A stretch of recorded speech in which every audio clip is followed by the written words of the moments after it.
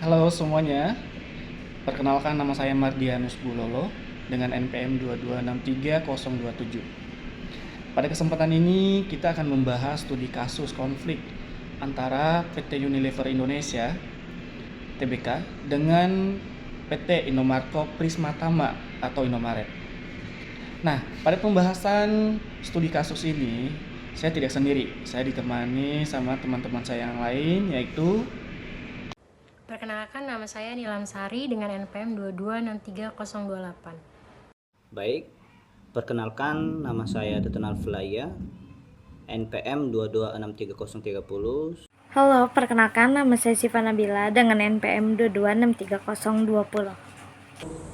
Halo, kembali lagi dengan saya Irfan Syahur Ramadan dengan NPM 2263010. Perkenalkan, nama saya Katarina Kakak, NPM 2263031. Halo, perkenalkan nama saya Arun Rahmat Sentosandoro, NPM 2263012. Nah, seperti apa studi kasus yang dimaksud? Mari kita simak bersama-sama. Di sebuah kota besar di Indonesia, PT Unilever Indonesia Tbk dan PT Indomarko Prisma Tama Indomaret telah menjalin kemitraan yang kuat selama bertahun-tahun.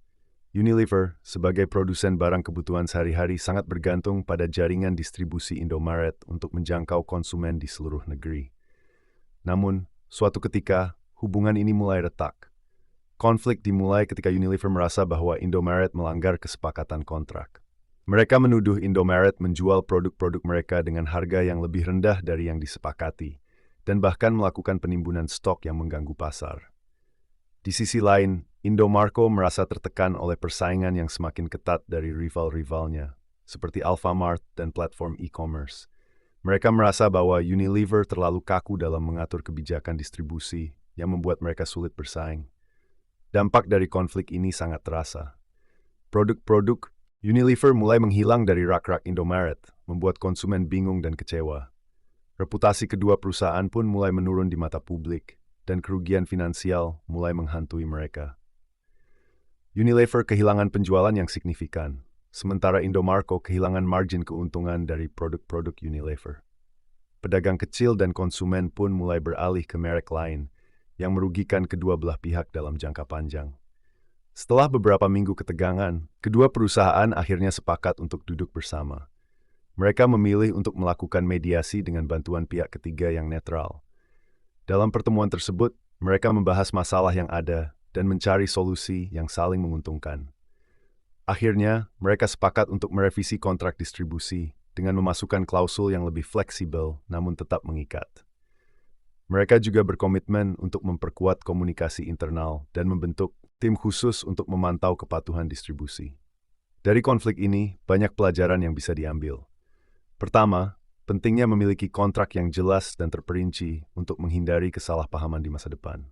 Kedua, komunikasi yang efektif antara kedua belah pihak sangat penting untuk mencegah konflik yang lebih besar. Terakhir, perusahaan besar perlu menyeimbangkan antara kontrol yang ketat dan fleksibilitas dalam menghadapi dinamika pasar. Akhirnya, konflik antara Unilever dan Indomarko bukan hanya sekadar perselisihan kontrak, tetapi juga cerminan tantangan yang dihadapi dalam dunia bisnis modern.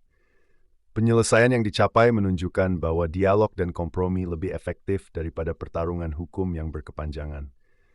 Dalam bisnis, menjaga hubungan baik dengan mitra seringkali lebih berharga daripada kemenangan sepihak. Demikian pembahasan